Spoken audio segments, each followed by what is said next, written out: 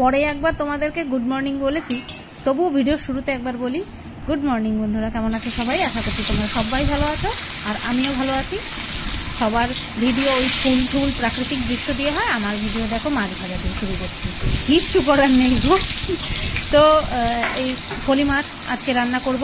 মাছ ভাজা হতে হতে এই দেখো, এই যে আলু দিয়ে পাতলা করে ফলি মাছের ঝোল, অবশ্যই পেঁয়াজ ছাড়া, তৈরি হয়ে গেল।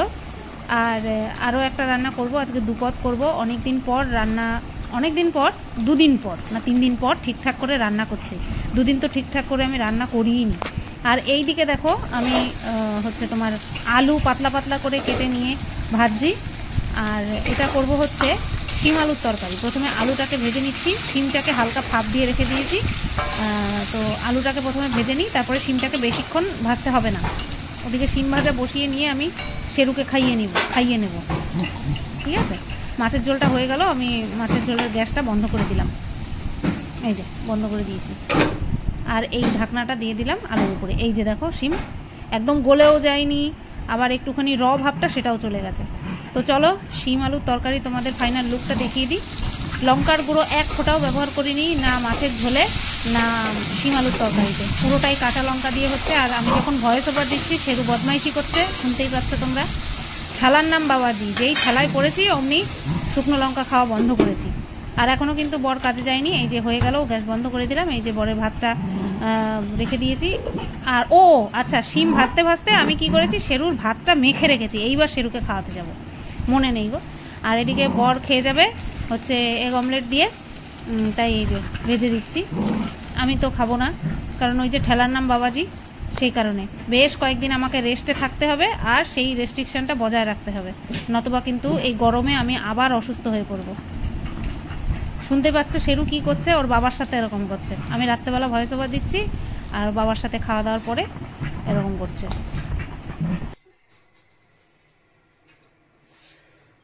গুড মর্নিং বন্ধুরা, কেমন আছো সবাই? আশা করছি তোমরা সবাই ভালো আছো। আর আমি গত 3-4 দিন না 5 দিন আমার পেট ব্যথা চলছিল, তোমরা ভালো মতন জানো। তো সেই তুলনায় আমি আজকে তুলনামূলক ভালো আছি। তবে হ্যাঁ, পুরোটা কমে গেছে সেটা বলবো না, তুলনামূলক আমি ভালো আছি। আর আমার রান্না বান্না সব হয়ে গেছে, রান্নাঘর পরিষ্কার করা বাকি। শেরুর মাংসটা এই সিটি দিল, 4টে সিটি দিল, আমি এখন বন্ধ করে আসলাম। আর আমি এখন এখানে এসছি দইটাকে এটার মধ্যে পাত্রের মধ্যে ভরতে। আগে তো 500 দই আনতো, 5 দিন যেত। আর এখন বাপে পুতে 1 কিলো দই লাগছে। গরমকালটা বড় দই নেয়, তো সেই কারণের জন্য 1 কিলো দই 5 দিন যাচ্ছে। 5 দিনও যাচ্ছে না মনে হয়, 5 দিনও যাচ্ছে না। তো সেটাকেই আর কি কন্টেনারে ভরতে এলাম।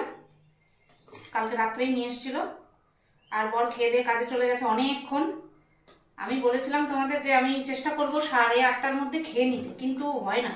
আজকে উঠতে আমার একটুখানি লেট হয়ে গেছে।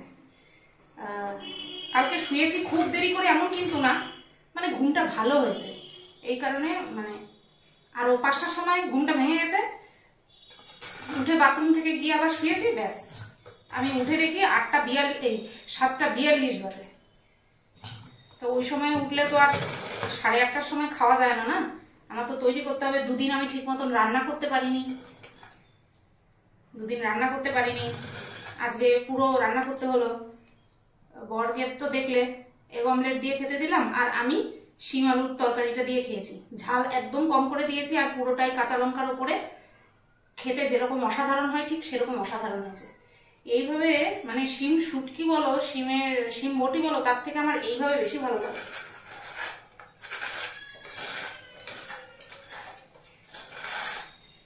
একটু ওয়েস্ট করা যাবে না বলো, এত দামের জিনিস। একদম মুখে মুখে হয়ে গেল। তবে আগের দিন যেই পাত্রটার মধ্যে, যে কন্টেনারটার মধ্যে দই রেখেছি, ওইটা আমি শেরুর মাংস রাখি। এটার মধ্যে আগের দিন ভরতে নিয়েছিলাম, বড় বলছে এটার মধ্যে হবে না কিন্তু, তাই আমি ভয়ে ওইটার মধ্যে ভরেছি। আমি আজকে দেখছি যে হয় কি না। ওই একদম মুখে মুখে হয়ে গেছে, এই দেখো একদম মুখে মুখে।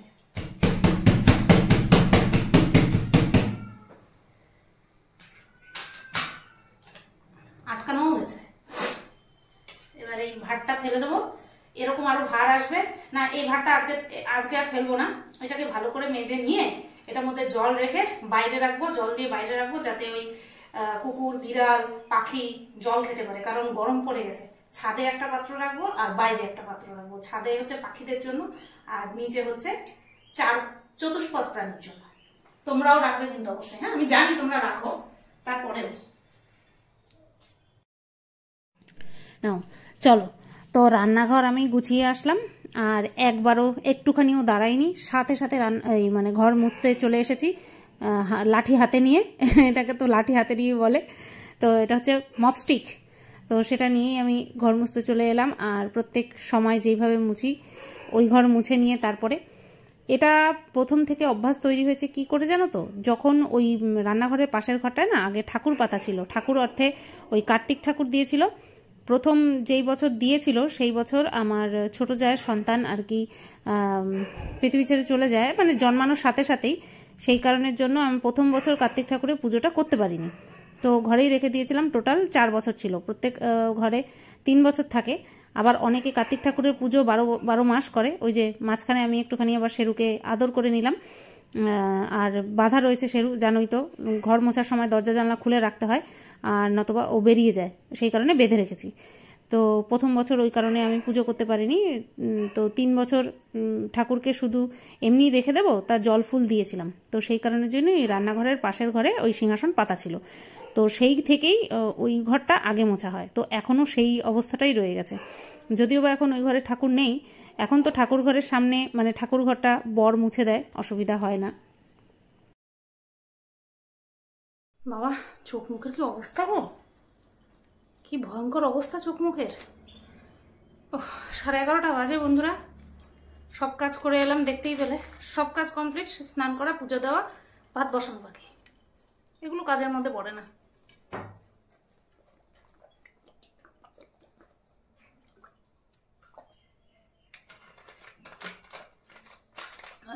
মাগোমা, আর বসে জল খাচ্ছি, কিন্তু বুঝতেই পারছো এই টি টেবিলটার উপরে বসা, তো ফ্যানটা ছেড়ে নি। ওরে মাগোমা,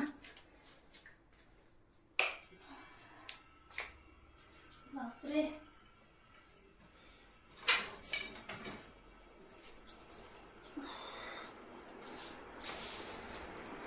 সদ্য শরীর খারাপ থেকে উঠেছি না, আর এক নাগারে সেই সকাল 8টা থেকে, পৌনে 8টা থেকে এই 11:30 বাজে টানা চলছে। এই জন্য গলার আওয়াজটাও বসে গেছে, খুব কষ্ট হয়ে গেল। কারণ তো কি যেন বলে, শরীর খারাপের মধ্যে থেকে উঠলাম তো, তাই। তবে হ্যাঁ, তোমরা অনেকেই রাগ করেছিলে যে ডাক্তার কেন দেখালে না, ডাক্তার কেন দেখালে না। বর তো রেগে ভোম, কালকে রাত্রেবেলা খেতে বসে আমার সাথে কথা বলছে না। আমি বললাম কী হয়েছে, সে বলে না, এমনি তো গো ধরে থাকলে জানোই, এক কথা 100 বার জিজ্ঞাসা করলেও বলে না। তারপরে আমি একটুখানি মেজাজ নিয়ে জিজ্ঞাসা করেছি কি হয়েছে কি তোমার। তারপরে বলছে 4-5 দিন ধরে ব্যথা, পেটে নিয়ে বসে থাকো, তোমার ডাক্তার দেখাতে হবে না, তুমি নিজেরা একেবারে জ্ঞানী মনে করো, কোনো জিনিস মানে একেবারে ঘ্যানিয়ে না যাওয়া পর্যন্ত তুমি ডাক্তারের কাছে যাবা না। তা আমি কিচ্ছু বলিনি, চুপ করেছিলাম। তো আজকে সকালবেলা একবার সামান্য একটু, মানে যেই পরিমাণে ব্যথা হচ্ছিল তার অর্ধেক একটু ফিল হয়েছে, বাদ বাকি এখনও সকাল থেকে সেরকম ব্যথা হয়নি। কালকে হয়েছিল কিন্তু এতটাও কম ছিল না আজকে যতটা কম। আজকে আরও একবার খাবো রাত্রেবেলা ঘুষি খাবো একবার। কালকের থেকে আশা করছি পুরোটাই ঠিক হবো। তবে হ্যাঁ, গরম পড়ে গেছে, অনেক অনাচার করেছি, অত্যাচার করেছি নিজের সাথে, নিজের পেটের উপরে, সেটা আর করব না। এখন থেকে হালকা পাতলাই খাবো, আর কাঁচা লঙ্কার উপরেই চলবো, লঙ্কার গুঁড়ো আর ইউজ করব না, করলেও খুব কম নামমাত্র। গত পরশু রান্না করেছি, একটুও মানে লাল লঙ্কার গুঁড়ো কৌটো খুলিনি, বাবা গুঁড়ো খুলিনি। দেখো দরজা টরজা দিয়ে তারপরে ছেড়েছি ওরা। আর এমনিতেও ঘরে থাক, বাইরে গরম, ঘরে ফ্যান চলছে, ঘরের মধ্যে থাক।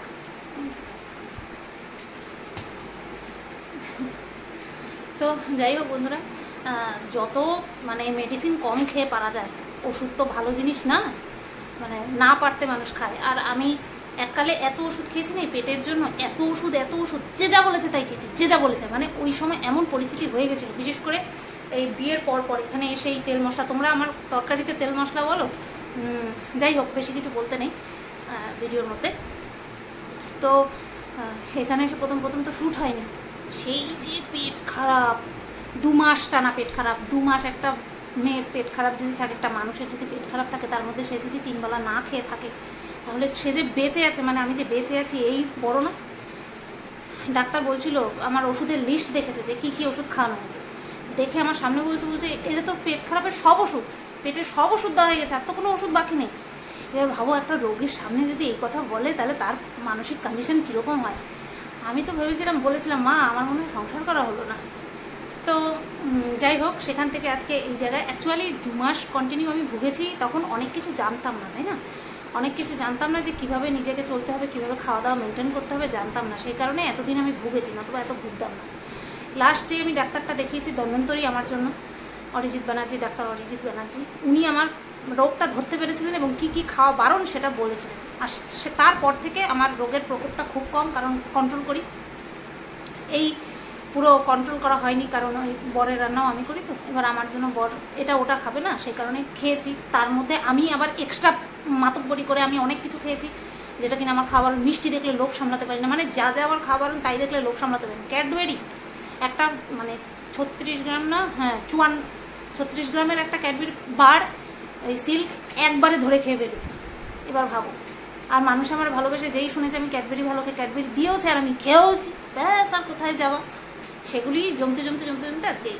তবে হ্যাঁ, একটা কথা বলি, যে আগে যেমন আমার লুজ মোশনের টেন্ডেন্সিটা প্রচণ্ড পরিমাণে ছিল, সেটা এখন এই যে আমি আমার যে মানে ফ্যালোপিয়ান টিউবের জন্য যে ট্রিটমেন্টটা করিয়েছি, সেই যে ওষুধ খেয়েছি, তার দরুন যে ওষুধ খেয়েছি, সেই ওষুধের জন্যই, অবশ্যই সেই জন্যই আমার লুজ মোশনের টেন্ডেন্সিটা কি বলবো 5%-এ চলে এসেছে।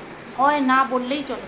ঠাকুর যেন আমার এই কথার খিলাফ না করে, মানে আমার এই কথাটা আমি যে কতটা কৃতজ্ঞ এই ওষুধের প্রতি, সেটাই তোমাদেরকে জানাচ্ছি। একদিন এরকম দিন যেন ভগবান দেয়, যে সেই আমি কি ট্রিটমেন্ট করিয়েছি সেটা যেন তোমাদেরকে আমি বলতে পারি। ভগবান যেন একদিন এরকম দেয়, তাহলে তোমরা অনেকেই হয়তো উপকার পাবে আমার কথা শুনে। তো আমি খেয়েছি একটা কারণে ওষুধ, আমার অনেকগুলো প্রবলেম সলভ হয়েছে। একটা হচ্ছে এই লুজ মোশনের প্রবলেম সলভ হয়েছে, আমার হাঁটুর ব্যথার প্রবলেম একদম নেই। আমি তোমাদেরকে বলেছিলাম না, আমি সিঁড়ি দেখলে পরে আমার মানে কি বলবো আতঙ্ক লাগতো, ওঠার সময় নামার সময় বেশি যন্ত্রণা, মানে আমি খুঁড়িয়ে নামতাম। এখন আর সেটা হয় না। আর সেটা এই ওষুধ, মানে গত বছর মার্চ মাসেও যখন আমি কালীবাড়িতে গেছিলাম দিল্লিতে, মানে ট্রিটমেন্ট শুরু করার জন্য, তখন আমি ওই কালীবাড়ি থেকে নামার যেই সিঁড়িটা অনেকটা খাড়া, ওটা নামতে গিয়ে আমার প্রাণ বেরিয়ে যেত। কতবার যে নামতে উঠতে হয়েছে, আমার প্রাণ বেরিয়ে যেত। এখন ঠাকুরের ইচ্ছায় ওই ওষুধের জন্য আমার হাঁটুর ব্যথা আর নেই। তো এই তো, মানে আমি চেষ্টা করি সবসময় ন্যাচারাল দিকে হাঁটতে। একসময় এত ওষুধ খেয়েছি, তো সেই কারণে এখন ডাক্তার নাম শুনলেই আমার মাথা গরম হয়ে যায়। আগে নিজেকে একটুখানি টাইম দিই, দেখি না প্রাকৃতিক উপায়, ঘরোয়া উপায় কোনো কিছু করা যায় কি না। তো সেটা করতে পেরে আর ব্যথাটা কমাতে পেরে আমি ভীষণ আনন্দ হচ্ছে। হবেই তো বলো, নিজে একটা ডিসিশন নিলে সেই ডিসিশনে যদি সাকসেস হই, তাহলে তো অবশ্যই আনন্দ হবে। তো চলো, কথা বলতে অনেকক্ষণ, হ্যাঁ 6 মিনিট কথা বলে ফেলেছি। এবারে একটুখানি রেস্ট নিই। 11:30 12:30 পর্যন্ত রেস্ট নেবো, 12:30 সময় স্নান করবো। দেখো বন্ধুরা, পুজো দেওয়া কমপ্লিট, 1:45 বাজে, আর পুজো দেওয়া কমপ্লিট। চলো বাবা, ওই ঘরে চলো। বন্ধুরা, বাজে 1:57, আর আমি পুজো দিয়ে উঠেছি 1:45 সময় ঠিক। আর এই যে ভাত বসিয়ে দিয়েছি, ভাত বসিয়ে দিয়ে আমি গেছিলাম ছাদে। কালকে বর যেই ফুল প্যান্টটা পরে কাজে গেছিল, সেটা আজকে পরতে গিয়ে দেখে কি ঘামে সাদা ছোপছোপ হয়ে গেছে। কালো প্যান্ট তো পুরো সাদা ছোপছোপগুলো বোঝা যাচ্ছে। আমাকে বলছে, তোমার তো শরীর এমনিতেই খারাপ, এটাকে না একটুখানি জল কাঁচা করে দিও। আমি বললাম, তোমার এত কথা বলতে কে বলেছে? আমি সংসারে সব কাজ করছি, আর ওই একটা প্যান্ট ধুয়ে দিতে পারবো না? বলছে না, শরীরটা এত খারাপ, তার জন্য। আমি দেখলে আগেই কেচে দিতাম। তা আমি ওই প্যান্টটা কেচে মেলে দিয়ে এসছি। তখন কটা বাজে? ঘর মোছার আগে মেলে দিয়ে এসছি, টাইম মনে নেই। এই এখন আমি মানে কি বলবো, ভাতটা বসিয়ে দিয়ে আমি ছাদে গেছিলাম জামা কাপড় আনতে, সব শুকিয়ে গেছে। কাঠ ফাটা রোদ বাইরে, মানে বারান্দায় যে দিয়ে বারান্দার গ্রিলের ভাগটা দিয়ে আর কি রোদ যে পড়ছে না, তাকানো যাচ্ছে না, চোখ ঝলসে যাচ্ছে। একটুখানি গেছি, ওই রুমালগুলো যে তারের মধ্যে দেয় সেগুলো তো ক্লিপ দিয়ে আটকে দেয়, ক্লিপ খুলতে যতটুকু টাইম মনে হচ্ছিল মানে মাথা ঘুরে এখনই পড়ে যাব, এমনিতেই শরীরটা দুর্বল, তার মধ্যে এত তাপ বাপরে বাপ। আমি সেই জন্য যাওয়ার সময় আমাদের যে সিঁড়িঘরে যে গেটটা আছে সেই গেটটা লাগিয়ে দিয়ে গেছি, মানে ও গেলে পরে ওর কষ্ট হতো, ও তো আর অত বুঝতো না, ওর কষ্ট হতো। তো এই ফাঁকে আমি নিয়ে আসলাম, এমনিতেও ভাতটা বসিয়ে না, ভাত খাওয়ার পরে শেরুর ভাত খাওয়ার পরে তারপরে আমি জামা কাপড় আনি। আজকে রোদের তাপ দেখে মনে হলো যে শুকিয়ে গেছে। এরপর কি হবে জানো তো, এরপর মানে সিঁড়িঘরে মেলে দেবো, শুকিয়ে যাবে, সিঁড়িঘরে মেলে দিলেই শুকিয়ে যাবে, এরকমটা হবে, ছাদে যেতে হবে না। আমরা প্রচুর গরমে কেউ ছাদে যাই না, শ্বশুর শাশুড়ি হচ্ছে উপরে মেলে দেয়, উপরে যে বারান্দা, আমাদের লম্বা বারান্দা আছে সেখানে মেলে দেয়, আর আমরা নিজে হচ্ছে সিঁড়িঘরে মেলে দিই। বর শুধু ওই প্যান্ট সকালবেলা যে প্যান্টটা ধুয়ে দেয় তখন তো রোদ উঠে পারে না, তাই ছাদে দিয়ে আসে, আর ওটা আনার জন্যই শুধুমাত্র ছাদে যেতে হয় গরমের সময়। পেয়ারাটা কালকে নামিয়ে রেখেছিলাম গো, পেয়ারা আর খাওয়া হয়নি, পেয়ারা পুরো হলুদ হয়ে গেছে, এই ফেলে দেওয়া ছাড়া আর কোনো উপায় নেই। গুড ইভিনিং বন্ধুরা। ইস, মাথার কি অবস্থা, শুয়েছিলাম এতক্ষণ, বাজে কটা যেন 8:15 বাজে, কিছু কাজ করছিলাম। আর আজকেও গত দুদিনের মতন এই যে জলমুড়ি খেয়েছি, আর ওদিকে চাল টালও ভিজিয়ে রেখে এসেছি। পেট ব্যথা বলতে সেই রকম, মানে ওরে বাবা গো মা গো, মানে কথা বলতে বলতে মুখ চোখ কেমন বেঁকিয়ে আসছিল না, সেরকমটা হয়নি আজকে সারাদিন। আজকে রাত্রেবেলাও খাবো ঘুষি, কালকে আশা করছি আরও একটুখানি ঠিক হব। আর এখন করতে বসবো ভিডিও, সেই কারণে তোমাদেরকে একটুখানি জানালাম যে আমি সন্ধেবেলা কি খেয়েছি। সন্ধে পুজো দিয়ে উঠেছি 7টার সময়, তারপরে উঠে এই মুড়ি খেলাম, এই তো। আর নর্মাল ভাত করব, দুটো ভিডিও করার আছে, দুটো ভিডিও করে নিয়ে দেখি দুটো ভিডিও করতে কত সময় লাগে। গতকালকে আমার ভিডিওটা, লাস্ট ভিডিওটা করেছি 11টার সময়, 11টার সময়। আজকে দেখি 10টার মধ্যে কমপ্লিট করতে পারে কি না। মনে হয় দুটো ভিডিও মাত্র, কিন্তু তার জন্য মাইন্ড সেট আপ করতে হয়, অনেক কিছু করতে হয়। তো চলো আবার পরে আসছি, ঠিক আছে? কি গরম লাগছে, ফ্যানটা সেই কখন বন্ধ করেছি, সন্ধ্যা পুজো দেওয়ার সময়, এখনও আমি চালাইনি। বাবা আজকে সারাদিনে তোমার দেখাইনি তো, তাহলে আবার আন্টিরা বলবে না যে দেখালো না কেন, শেরু পাপাকে দেখালো না কেন? ফ্লাশটা জ্বালালে তো খেয়াও লাগবে। এই যে আমার শেরু পাপা, তোমাদের শেরু পাপা, গলু পাপা, পচা পাপা, এতে সন্তু বাবা, হ্যাঁ আমি সন্তু বাবা। হঠাৎ করে মনে পড়লো আজকে তো তোমাদেরকে দেখাইনি সারাদিনে একবারও। ওই যে পুচু, ওই যে পুচু পুচু, এই যে পুচু পুচু, এই যে পুচু পুচু বাবা, এটা পুচু পুচু বাবা, আমি তো সোনা বাবা, তো আমি তো সোনা বাবা, সোনা বাবা। এক দিদিভাই মনে হয় স্ক্রিনশট নিয়ে তারপরে শেরুর ছবি আমাকে মেসেঞ্জারে পাঠিয়েছে। ওই যে ইয়ারফোনটা যেদিন কানে দেওয়া ছিল সেদিন আমি শুনছো, আমি তো দুষ্টু, পুচু পুচু পুচু পুচু পুচু পুচু পুচু পুচু পুচু। দাও হাত, দাও হাত, দাও হাত, দাও হাত, না পা, এটা এটা হাত না পা তোমার? এটা কি স্বর্ণে বাঁধানো হাত? ধরতে দাও না তুমি।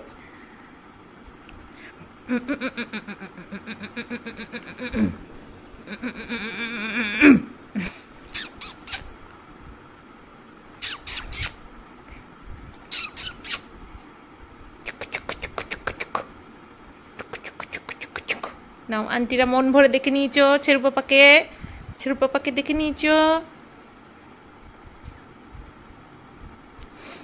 রে বাবা, তোমার সাথে খেলা, তোমার সাথে খেলা করতে আসছে, হ্যাঁ তোমার সাথে খেলা করতে আসছে তো, ওরকম করে না। ওই যে ওই যে ওই যে আসছে, ওই যে আসছে, ওই যে ওই যে ওই যে কই, ওই যে ওই যে ওই যে ওই যে, তোমার ভয় পাইছে, ওই যে, হ্যাঁ হ্যাঁ শুনছো, ওই যে ওরা মারামারি করছে, দেখো ওরা মারামারি করছে, মারামারি করছে। তুমি আসো আমার কোলে, আসো কোলে, আসো কোলে, আসো কোলে, আসো তাড়াতাড়ি কোলে আসো, হ্যাঁ আসো আসো আসো আসো, হ্যাঁ কোলে আসো, আসো আসো আসো। ওরা কিন্তু তোমারে কিচ্ছু করবে না, তোমারে কিচ্ছু করবে না, কিচ্ছু করবে না। দেখো ওরে বাবা, ও এত কুস্তাকুস্তি করলে পারি আমি? ভয়ে, হ্যাঁ কেন এখন আমার পিছন পিছন কেন? থাকো, যাও বাইরে থাকো, বাইরে থাকো তো। সেরু লোম ঢুকে গেছে চিমের থেকে, লোম সরাচ্ছি আমি।